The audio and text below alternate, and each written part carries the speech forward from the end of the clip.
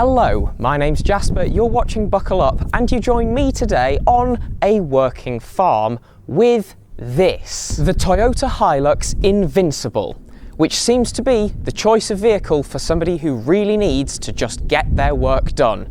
And I'm going to tell you why.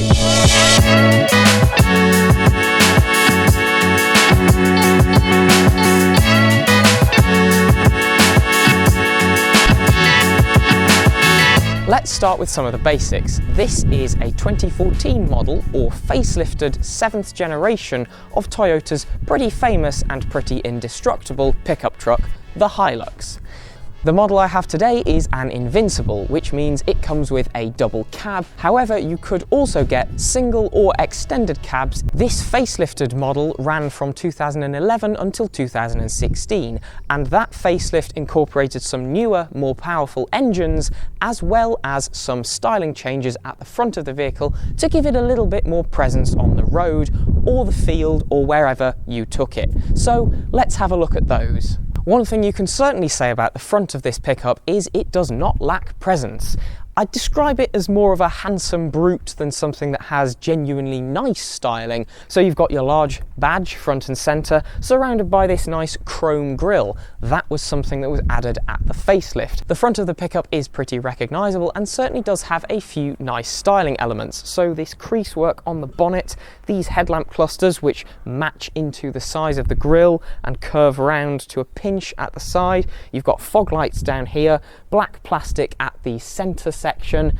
If you look down here, you also have a pretty beefy looking brush guard to protect the underside of the vehicle, and it looks pretty muscular. Moving along to the side of the pickup truck, you can see that, well, it's pretty long. So all models, irrespective of the cab, are just over 5.2 meters long, and obviously if you go for the extended or double cab versions, you lose some length in that pickup bed, but it's still going to be a pretty practical vehicle. You've just got to decide what length of bed versus seating capacity it is you'd prefer.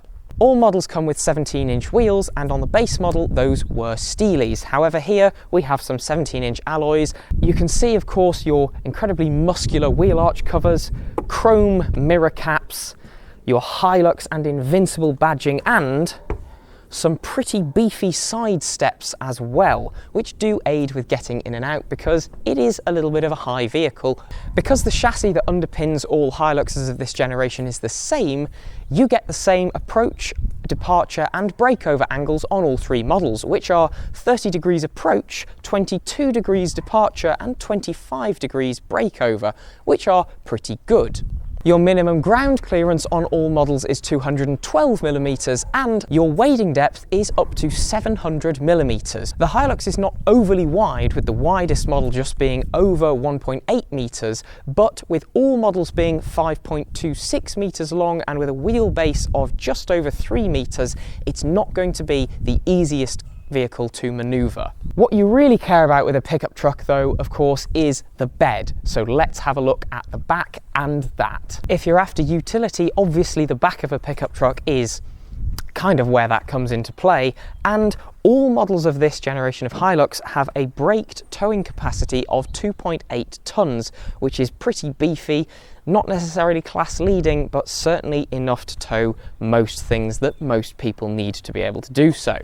With this model being the facelifted Invincible, you also get a reversing camera, which does make it a little bit easier to back up to things. Styling at the back is of course just as rugged as the rest of the vehicle, with your beefy wheel arches, large mud flaps, chunky tow bar and a large step, which makes getting up into the bed pretty easy if you haven't got this tailgate folded down. Now, if we do drop that, this is really what you care about when it comes to a pickup truck, isn't it? You have quite a high load height, which is 850mm on this model, and you do of course have a pretty large and practical space, which here is lined with plastic and has a whacking great big Toyota emblem on it. The double cab model has a pickup truck bed which is basically 1.5 by 1.5 by just under half a metre in size, although of course between the wheel arches that does narrow down to just over 1.1 metres. The single cab model has a bed length of 2.3 metres, however, its actual bed capacity is the lowest of all three models, with it only being able to support 820 kilos back here. If you go for the extended or double cab model, that goes up to a maximum of 1,060 kilos. Your actual volume available back here in its maximum form is just above 1.5 cubic metres, and that reduces to just over 1 cubic metre for this particular model. Now of course, if you do have that double cab, yes, you sacrifice some bed space, but you get proper rear seats. So let's go and have a look at those. Space back here, even behind the tallest of drivers who could sit in the front, is actually relatively reasonable. Now the seats are pretty upright because of course you've got a bulkhead behind you, and there is a decent amount of headroom for me at the princely height of 5'7.5" or 173 centimetres. So yes, you could be pretty comfortable on a long journey. The seats are certainly surprisingly comfortable, and you've got some lovely fabric on them. There is certainly enough space in this cabin to have somebody who is 6 feet tall sitting behind a driver who is also 6 feet tall. So yeah, in terms of actual passenger comfort for both knee, leg and headroom, it's pretty decent. I've got a cup holder in both of these door pockets, I've got electric windows, and while the materials are not going to win any awards, they certainly do feel well specified and well assembled, even if they are just all slightly different types of plastic. There is a bit of soft touch fabric on the centre of the door card, and I've got some seat back pockets as well as a little cubby holder with 2 cup holders in it down in the centre, so not too bad. For a centre passenger, because the pickup truck is quite high, there isn't too much of a hump in the floor, so getting that third person in here wouldn't be too bad, and certainly cabin width-ways, there's enough space for 3 people. However, I wouldn't necessarily recommend putting a third person back here because this centre belt is a lap belt. They do get a headrest, but lap belt in 2014, not really cool, is it, Toyota? However, at least you do have curtain airbags, which weren't available at the start of this model's run, so that is a benefit, I guess. Let's see what it's like up front. Getting into and out of this cabin is pretty easy because you get a chunky grab handle up here on the A-pillar, and you've got that side step that helps break up the distance between the ground outside and the floor of the vehicle. In terms of cabin space up here, it's pretty good. I've got a good amount of adjustability for distance in the seat as well as backrest. However, no height adjustment, so that does mean that you've got a slight negative there in terms of better seating position adjustment. You also only get adjustability for angle on this steering column, not reach. The actual cabin design I do really like. It's pretty utilitarian and rugged, but it's meant to be.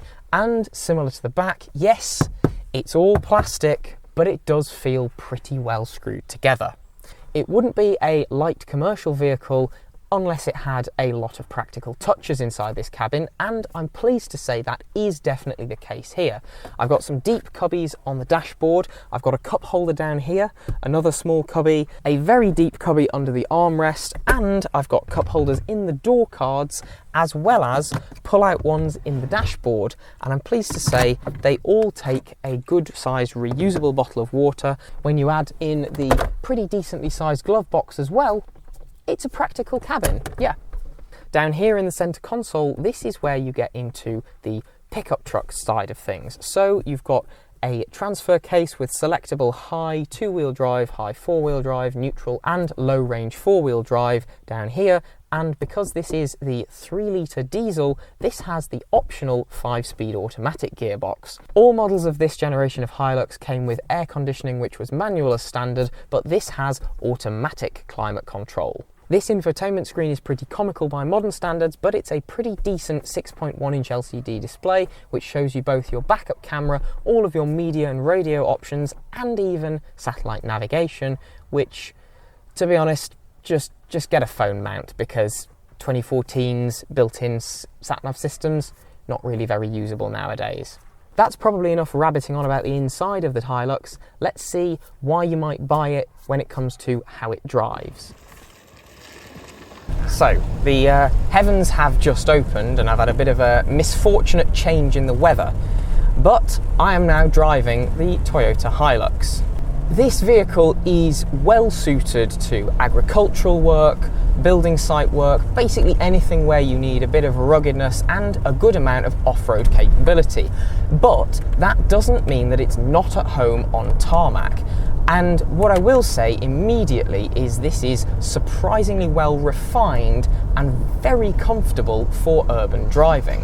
As mentioned when I did the walk around, this pickup truck is quite long, and that means that you've got to be careful when you're taking corners or weaving in and out of spaces on urban streets. However, it's not particularly wide, which does at least go a long way to making it relatively easy to place on the road. And the fact that you sit so high certainly helps with regards to you can see the corners of the vehicle at the front. Obviously, with it being a pickup truck, rear visibility is a bit pointless in the central mirror, but certainly with the good-sized wing mirrors, you can at least see down the full length of the vehicle, which is really appreciated. The seating position is probably one of the unfortunate things here because there's just not quite as much adjustability as would be ideal. Now, I'm not overly tall, that means I have to sit relatively close, but I'd prefer if I was able to just lower the seat a little bit because I do feel like I'm sitting surprisingly high in this. But I have to have the backrest quite upright as well because I can't pull the steering wheel towards me. I'd prefer to be able to bring the wheel out further and lean back a little bit, but I unfortunately can't because the steering wheel doesn't adjust for reach, only for rake. The car is very comfortable and the suspension is really good at soaking up imperfections in the road. The geometry on this is pretty sophisticated for a pickup truck. You've got double wishbone at the front and then of course classic leaf springs at the back, because at the end of the day you are expecting to maybe have about a ton of stuff in the bed of this thing.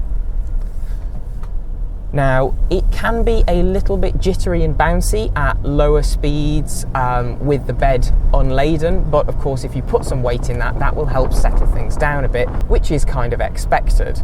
Pedal inputs do feel pretty good, with the throttle being really easy to modulate and the brakes actually having a surprisingly good feel and being pretty effective.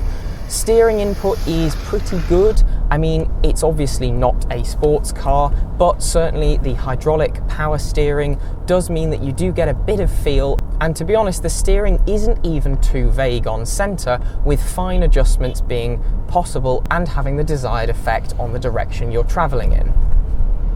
Now, you do have to work the steering in this because the rack isn't particularly fast. It's 2.6 turns lock to lock on this model. So that means that when you're doing tighter urban driving, and obviously with the long wheelbase, you do have to be quite conscious of how quickly you move that steering wheel and how quickly you are moving the vehicle as well. But it's not a difficult driving experience, and that's probably something that I need to reiterate here. It's a very easy vehicle to drive, easy to place on the road and easy to actually control. Let's talk about some headline figures in terms of power, speed, performance, etc. This is the 3-litre inline-4 turbo diesel engine. You've got a big intercooler hump on the top of the bonnet, with that intercooler sitting smack bang on top of the engine. It's longitudinally mounted and primarily drives the 2 rear wheels, unless you've engaged either high or low 4-wheel drive. Now, with this engine being a 3-litre unit, you may expect a good dollop of power, and relative to the engine available in the pre-facelift Hilux of this era, it does. But relative to other 3-litre diesels of the time used in non-commercial vehicles, you might go, This unit produces 169 brake horsepower at its peak performance, which is at 3,600 RPM. Redline in this is just about 4,400, so not particularly high, but it is a large diesel engine. Peak torque output for this, with it having the 5-speed automatic gearbox, is actually slightly higher than you got in the manual. So I have got 360 Newton meters of torque, which is available from just 1,400 RPM all the way up to 3,200 RPM. So that is a really nice, wide torque band, and to be honest, it really suits the vehicle well. This 5-speed auto also is pretty smooth. It is a bit slow and lumbering because it's an older 5-speed automatic that's a torque converter, but it does kind of suit the car quite well. It certainly shifts gears correctly, it chooses the right one, and yes, you notice the shifts because it's only 5 speeds, but it does a very good job. 4th gear is your direct drive 1-to-1 ratio, and then 5th is an overdrive. If you put your foot down, you are greeted by a good amount of noise, but also a reasonable pickup in terms of speed. Now, this only having 169 brake horsepower, it's not going to win any kind of drag races, but you can do 0 to 60 in 12 seconds, which is reasonable for the size and weight of vehicle. What really matters, of course, though, is your ability to tow things and move heavy loads around, and the substantial amount of torque available at a wide range of revs is what matters there. So this does feel like you could move quite a lot of weight about. And one really important thing about that engine and power output is it's not stressed. This is a large 3-litre 4-cylinder diesel unit that is not being pushed to its maximum, and that's really important because it means that this will be capable of being reliable across hundreds of thousands of miles. One thing I do really appreciate is because the steering is hydraulic, you get a good amount of weight behind it, and in a car like this, that feels proper. All of the controls you interact with, in fact, do have a good, reassuring level of heft behind them. So the control stalks here are really good. They have a nice, satisfying click as you engage them. The gear lever is a very traditional, chunky, jiggle it about automatic selector, and the selector for the low-range transfer case is also reassuringly proper. All the things you touch in this cabin do feel really well assembled and like they will stand the test of time, which is important for a vehicle like this because it is, after all, designed to be a working vehicle.